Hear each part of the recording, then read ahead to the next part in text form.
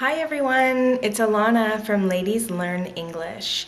Thanks for joining me for video number 2 of the listening exercise, Black Stone, White Stone. If you have not watched video number 1, go back to my YouTube channel page and look at the listening exercises playlist. You can find video number 1, and that way you can complete this exercise properly.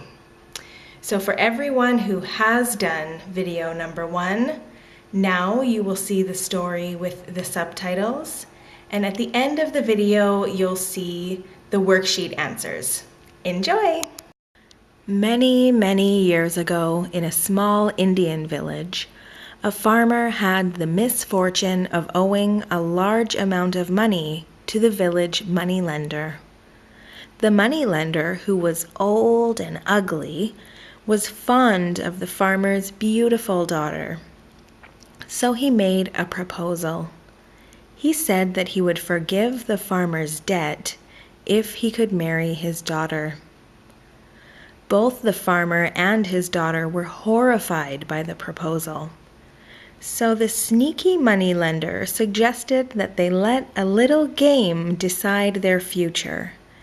He told them that he would put a black stone and a white stone into an empty money bag. Then the girl would have to pick one stone from the bag.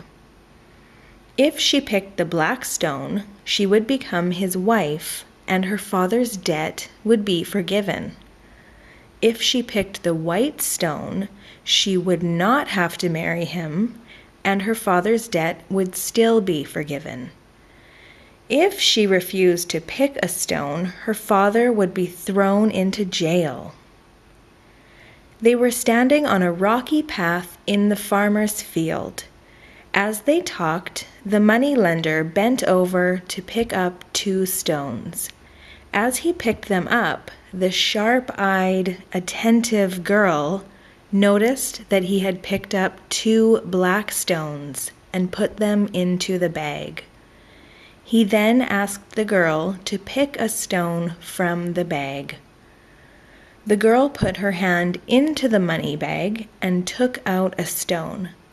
Without looking at it, she fumbled and let it fall onto the rocky path, where it immediately became lost among all the other rocks, pebbles, and stones. "Oh, how clumsy of me," she said. "But that's okay. If you look into the bag and see which stone is left, we will find out which pebble I picked." The moneylender did not admit his dishonesty, and so the story finishes there. The father's debt was forgiven, and the girl did not have to marry the moneylender.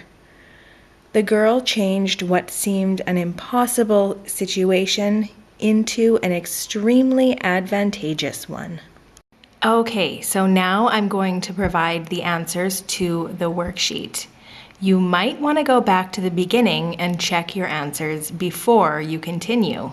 Otherwise, here are the answers. Number 1. In which country does the story take place? The answer is India. At the very beginning, I said a small Indian village. Number 2.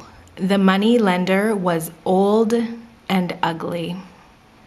Number 3. If she refused to pick a stone, the father would be thrown into jail. Number 4. As he picked them up, the sharp-eyed, attentive girl noticed.